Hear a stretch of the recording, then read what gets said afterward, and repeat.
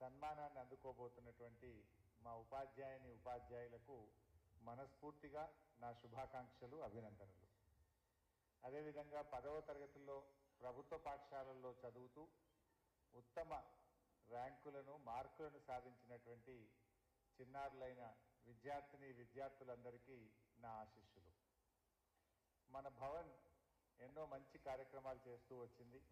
భవన్తో నా ప్రయాణానికి కూడా రజతోత్సవం 25 ఏళ్ళు పూర్తవుతా ఉన్నట్టున్నాయి. దాదాపు 20 ఏళ్ళు దాటింది, 2 దశాబ్దాలు. 2004 నుంచి ఇప్పుడు 2025కి వచ్చాం. 2 దశాబ్దాల అనుబంధం నాది.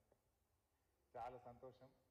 ఆ ఆత్మీయ అనుబంధం భవన్ సభ్యులందరూ కనపడుతున్నారు నాకు. మాజీ అధ్యక్షులు, పెద్దలు అందరితో అదే ప్రేమ, అదే అభిమానం, వారి ఆశీస్సులు ఎప్పుడు కూడా నాకు ఉన్నాయి. రేపు కూడా నాకు కూడా ఈ భవన్ అంటే కూడా ఆ ప్రేమ, అభిమానం, ఆ గౌరవం ఎల్లవేళలా ఉంటాయి. సరే, ఈరోజు రాష్ట్రంలో ఏం జరుగుతుందో మీ అందరికీ తెలుసు. ఉపాధ్యాయులకో ఉద్యోగులకు డిఏలు ఇవ్వమంటే నన్ను కోసుకొని తిన్నా పైసలు లేవు అంటుండు. ఉద్యోగులు రిటైర్ అయితే పిల్లల పెళ్లిలో ఒక ఇల్లు కట్టుకుందామో తప్పకుండా వచ్చే డబ్బులు అని ఆశిస్తాం. వాటికి ఎదురు చూపులు అయిపోయినాయి. 4%, 5%కి వచ్చింది కథ. పోనీ 5% ఇద్దామంటే కూడా కొంతమందికి అవుతున్నాయి, కొంతమందికి అవుతలేవు.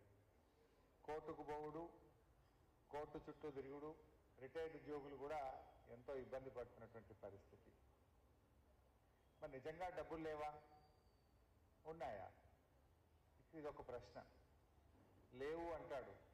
ఇంకొక వైపు ఏం జరుగుతుంది? మొన్ననే చూశారు, కాళేశ్వరం గూలిందంటాడు. మల్లన్న సాగర్కి వెళ్ళి మూసీలో నీళ్లు పోయడానికి 7,000 కోట్ల రూపాయలతో టెండర్ పిలిచాడు. మరి పైసలు లేకపోతే 7,000 కోట్ల ఎడికలు వచ్చినాయి. అవి ఎక్కడ పోస్తా అంటుండు?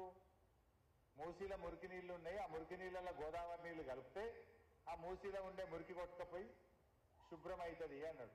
పని మంచిదే కావచ్చు, కానీ నువ్వేమంటున్నావు? పైసలు లేనేలేమంటున్నావు కదా.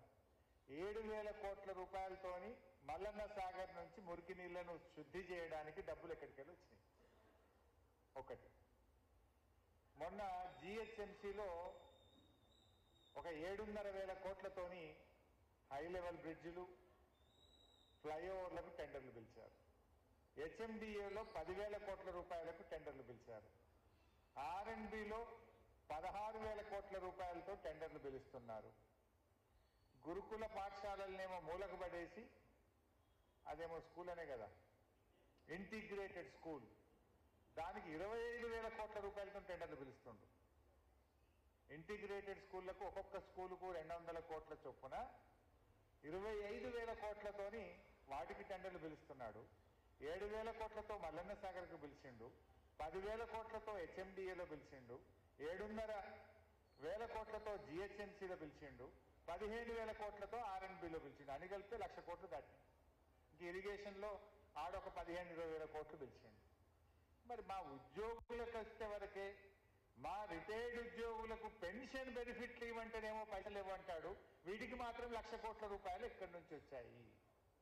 పైసలు లేకనా, మనసు లేకనా అన్నదే ప్రశ్న.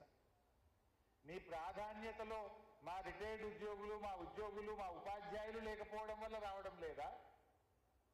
ఎందుకు రావడం లేదు అన్నదే ఈరోజు చర్చ. ఇది మీరు దయచేసి ఆలోచించాల్సిన అవసరం ఉంది.